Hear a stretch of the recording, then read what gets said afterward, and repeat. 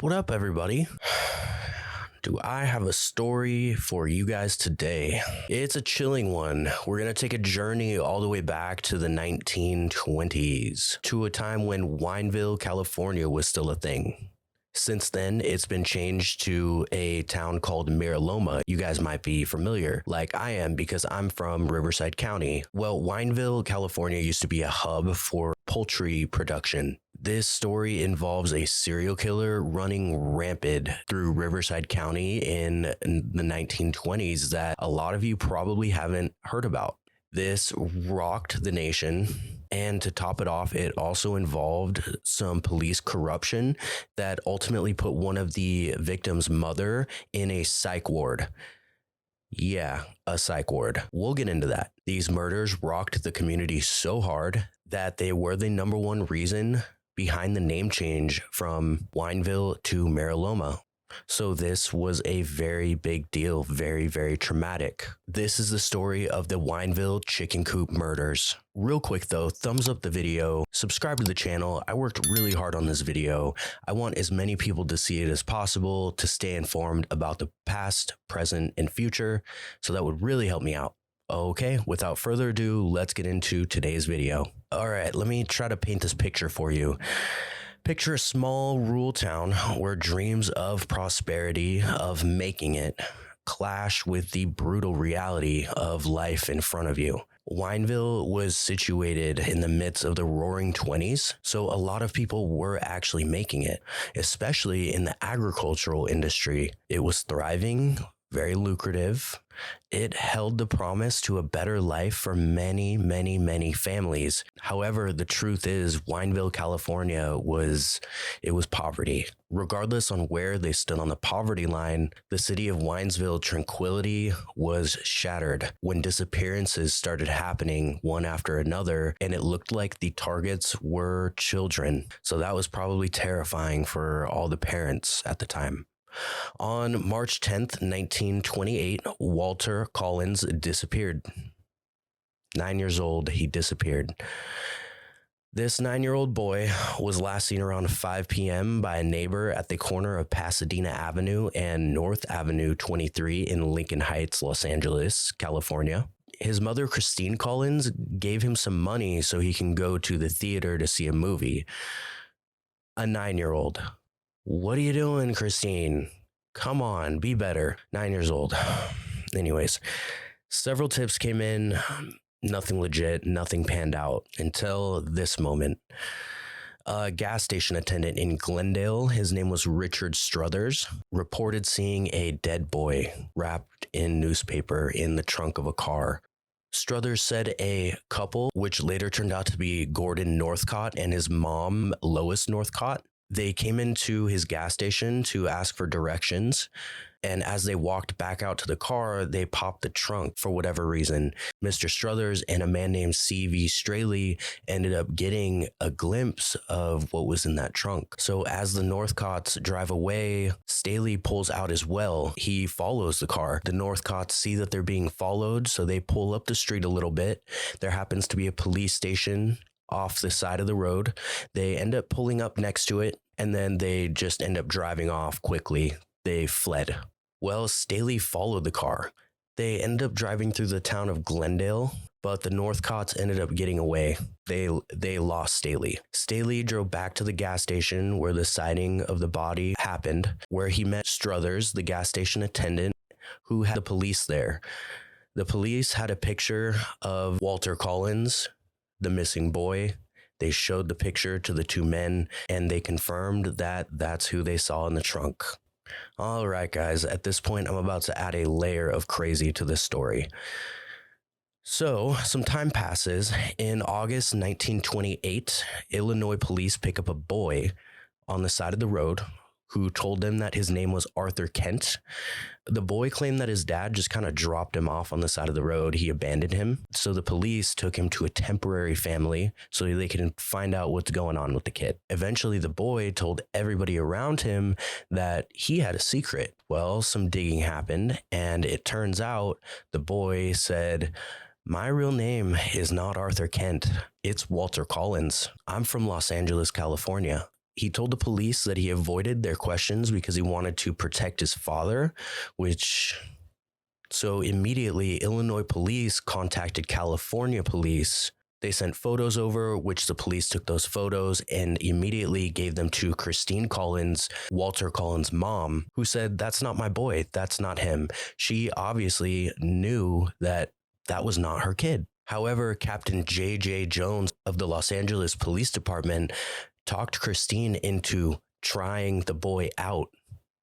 I don't know how you try a boy out. It only took 3 weeks before Christine Collins brought that imposter back to the police station, as well as the real Walter Collins dental records. She also brought signed pieces of paper by people that knew Walter, that loved him, and that would never mistake him for anybody else. Christine Collins was sure that this was not her son. Captain Jones called her a lunatic and claimed that Christine was trying to get the state to take care of her son for her, and that she was trying to embarrass and defame the police department.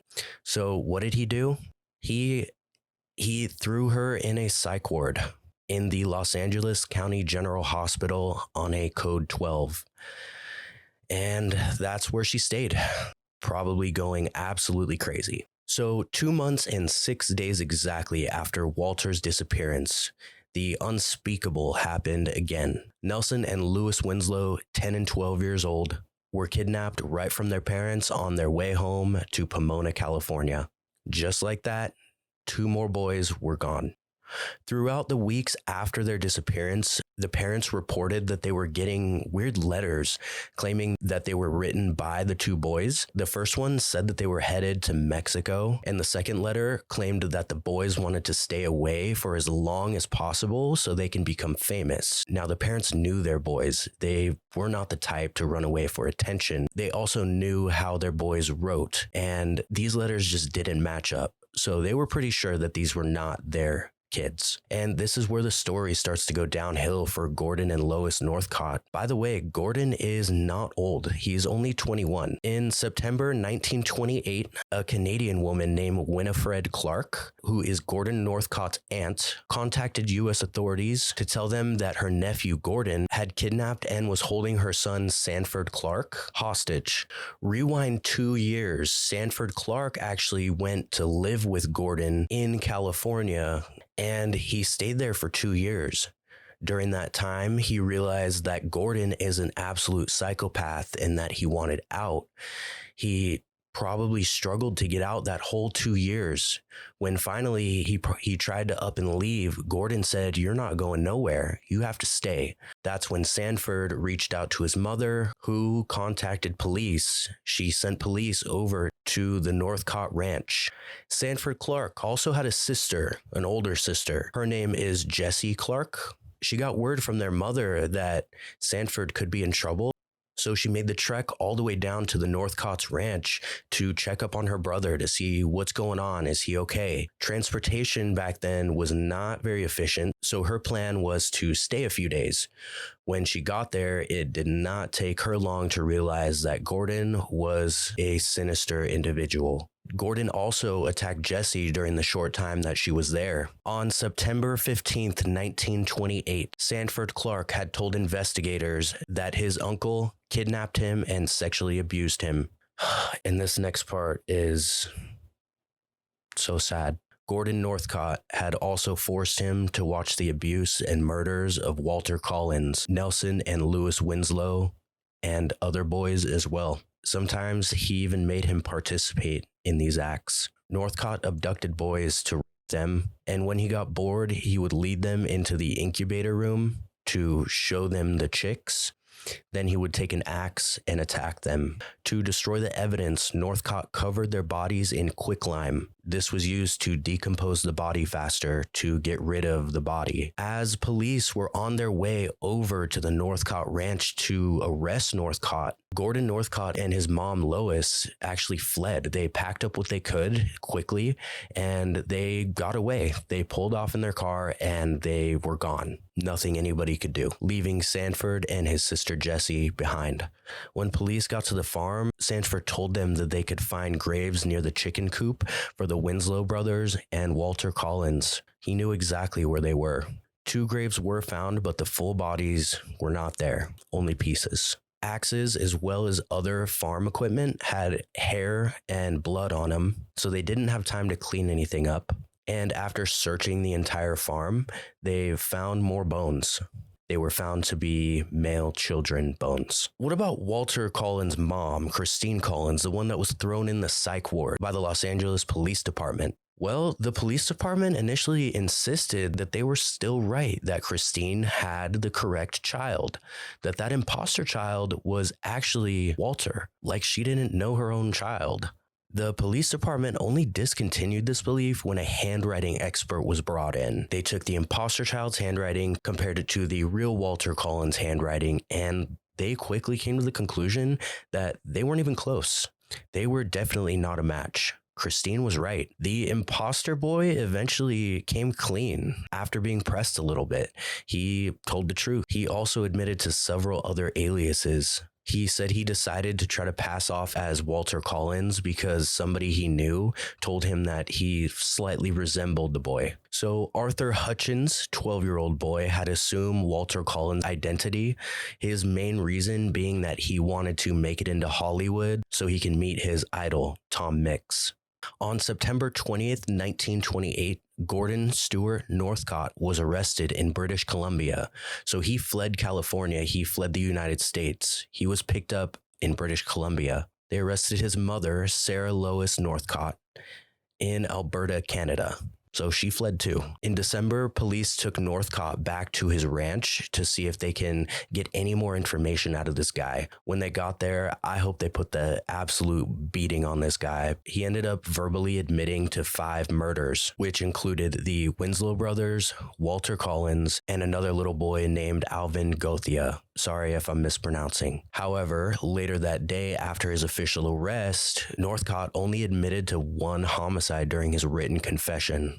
What a pussy. He admitted to the murder of Alvin Gothia. Sarah Lois Northcott was sentenced to life in prison without parole for the murder of Walter Collins. On February 8th, 1929, an all-male jury convicted Gordon Northcott for the first-degree murders of the Winslow brothers, Walter Collins, an anonymous victim, as well as Alvin Gothia.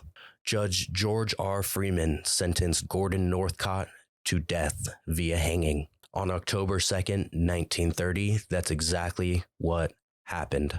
After the execution and the jailing of the Northcotts, the community of Wineville was more than ready to move on, but they felt like before they could do so, one more thing had to happen. The community got together and officially changed their name from Wineville, California to Mariloma, California, so they can finally put the Chicken Coop Murders officially behind them. And that's the end of this story, guys. Riverside County is a place that I and so many people call home. And after the Chicken Coop Murders, it will never, ever be the same. May the victims rest in peace. Until next time, don't forget to thumbs up the video, subscribe, and stay safe out there. Peace.